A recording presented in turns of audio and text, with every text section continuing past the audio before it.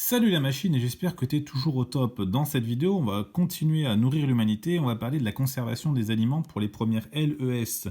On va commencer par les origines de la conservation, pourquoi on conserve et qu'est-ce qui pose problème dans la conservation, pour ensuite parler des techniques de conservation qui sont à connaître. C'est parti.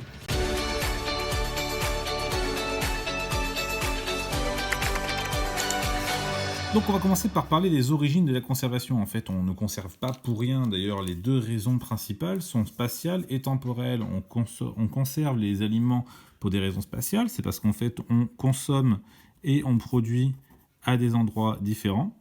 Consommation et production différentes. On ne produit pas forcément à l'endroit où on consomme. Et la raison aussi est temporelle, c'est-à-dire qu'on peut consommer plus tard. Donc consommation plus tardive qui vient du fait que on va devoir sans doute parfois le transporter ou parfois gérer justement en fonction des saisons, puisque on ne trouve pas toujours les aliments à toute saison. Alors, pour ce qui est des techniques de conservation, on en parle rapidement sur un plan historique. Donc, dès l'Antiquité, on a des traces de conservation dans la glace, notamment du poisson, de salage, de fumage et de séchage pour tout ce qui est viande, fruits et légumes.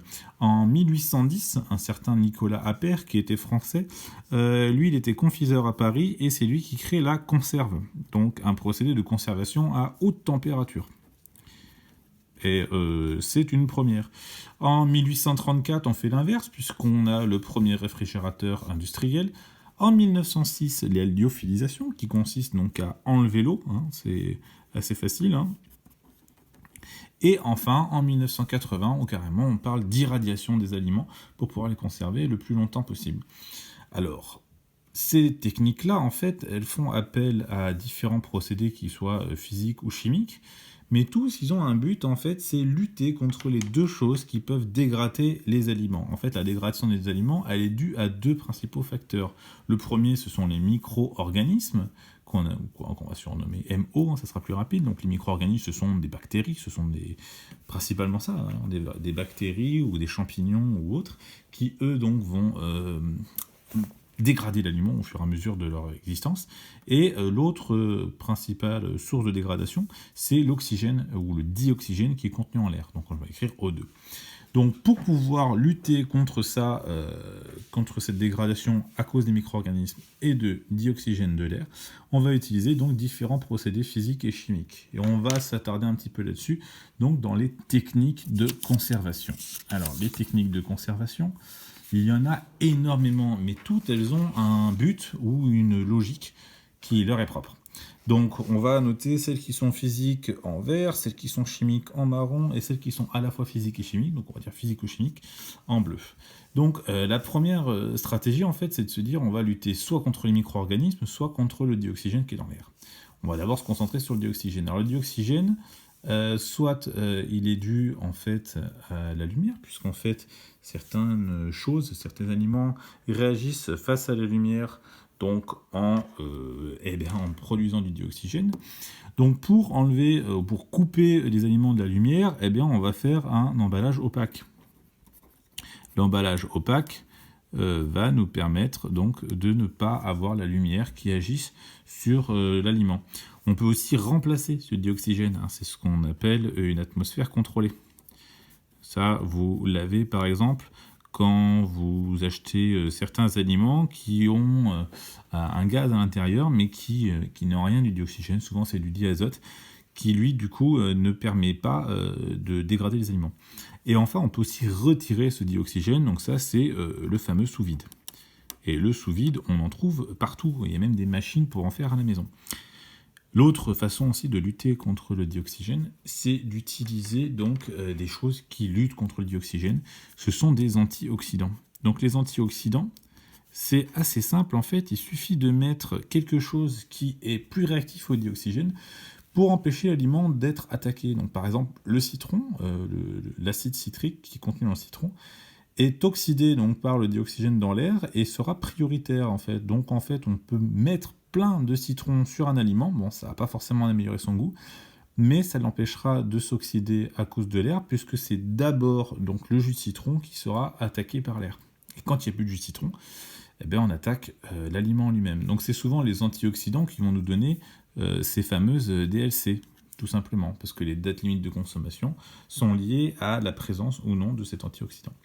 On a de l'autre côté donc la lutte contre les micro-organismes, ces bestioles qui veulent manger notre nourriture avant nous. Alors le micro-organisme, on peut soit le traiter directement, donc on va utiliser des antibactériens, et ça c'est assez violent, hein, donc c'est des produits qu'on va appeler chimiques, hein. Mais aussi on a lutté depuis très tôt, depuis très longtemps, donc assez tôt, contre les micro-organismes en les tuant en direct par fumage. Donc le fumage permet donc de lutter contre les micro-organismes. D'ailleurs, si vous mettez au milieu d'une fumée, je ne suis pas sûr qu'à la sortie, vous soyez encore en pleine forme. Les micro-organismes aussi, on a une autre façon de lutter contre eux, c'est leur enlevant leur nourriture, l'eau. En fait, les micro-organismes ont besoin d'eau pour exister. Donc l'eau, soit on l'enlève, et bien là c'est assez simple, puisque c'est ce qu'on appelle une lyophilisation. Donc ça, on l'enlève, hein, la lyophilisation. Donc un procédé qui n'est pas physico-chimique, mais un procédé qui est donc purement physique, hein, la lyophilisation. On peut aussi enlever l'eau par un procédé physique, encore une fois, c'est ce qu'on appelle le séchage. De l'autre côté, l'eau aussi, on peut se débrouiller pour qu'elle soit capturée par autre chose. Et ça, c'est un procédé qui est donc physico-chimique, hein. Il y en a deux qui sont de ce style-là. Qu'est-ce qui peut capturer l'eau? Eh bien, le sel, donc le salage, ou aussi le sucrage, puisque le sucre va aussi bien pomper l'eau. Et enfin, l'autre façon de lutter pour casser cette eau liquide dont ont besoin les micro-organismes, eh bien, ça va être de surgeler ou de congeler de façon plus générale. Donc, c'est ce qu'on appelle la congélation, puisque la congélation va complètement donc, changer l'état de l'eau pour la transformer en glace. Et les micro-organismes ne mangent pas de glace, en fait, hein, ils boivent de l'eau liquide. L'autre façon aussi de lutter contre les micro-organismes, c'est d'utiliser la température. Alors, soit on utilise de la haute température. Donc la haute température eh bien, va nous permettre de développer trois techniques qui sont assez connues. On a la stérilisation, on a la conserve, donc la conservation, et enfin on a la ultra haute température, donc les fameux UHT que vous avez par exemple pour votre lait. Alors stérilisation, conservation, on a aussi la pasteurisation, hein, mais alors c'est assez lié à la conservation, c'est juste une température qui est plus faible, la pasteurisation. Voilà, mais là j'empiète un peu sur l'autre partie. Et sinon on peut utiliser la basse température, et la basse température ne va pas tuer les micro-organismes, mais va ralentir leur reproduction. Et donc c'est le principe donc, de la réfrigération. Réfrigération, ne vous trompez pas dans l'ordre des voyelles. Donc la réfrigération va ralentir le rythme de reproduction des micro-organismes. Et donc du coup, ne pas leur permettre justement de pouvoir se reproduire à une vitesse normale. Alors on rajoute à ça, puisqu'on a plusieurs fois une histoire de changement d'état d'eau, ici par exemple pour la congélation. On a aussi potentiellement, hein, puisqu'on a UHT, donc c'est-à-dire qu'on utilise une ultra haute température, donc il y a probablement un changement d'état, mais vers le haut. Donc on se rappelle un petit peu le cycle de l'eau, mais ça va très très vite, mais il faut le savoir, hein, à votre niveau. 3 états pour l'eau, hein, solide, liquide ou gaz. Solide c'est la glace, liquide c'est l'eau, liquide et puis gaz c'est la vapeur d'eau. Donc pour passer du liquide au solide, c'est la solidification. Tandis que pour passer du liquide au gaz, ben non, c'est pas dans ce sens-là, c'est du gaz au liquide. Pour passer du gaz au liquide, c'est la liquéfaction. Voilà, ça, liquéfaction, alors qu'on peut aussi appeler condensation, hein. Pour passer du gaz au solide, là, c'est la condensation solide. Donc la condensation. C'est pour ça qu'on utilise liquéfaction. De l'autre côté, si on fait les choses dans l'autre sens, du solide au liquide, c'est la fameuse fusion, à ne pas confondre avec cette histoire de fusion de deux choses différentes, ça c'est autre chose, hein. La fusion c'est un regroupement. La fusion physique, c'est passer du solide au liquide.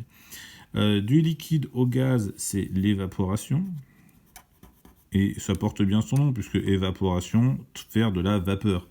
Et enfin, du solide au gaz, c'est la fameuse sublimation. Alors ce qui est très rare, mais possible, hein, il faut juste les bonnes conditions.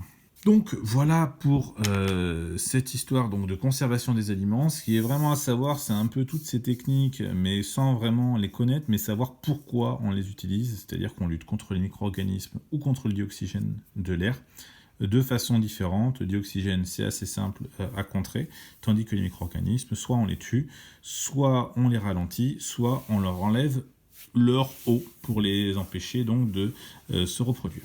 Voilà pour ce chapitre sur la conservation des aliments pour les LES.